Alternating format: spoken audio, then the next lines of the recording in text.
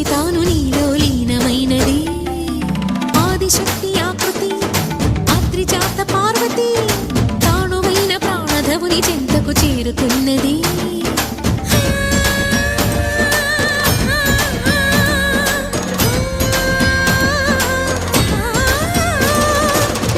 భువికి తరలించేలా ధరణి దివిని తలపించేలా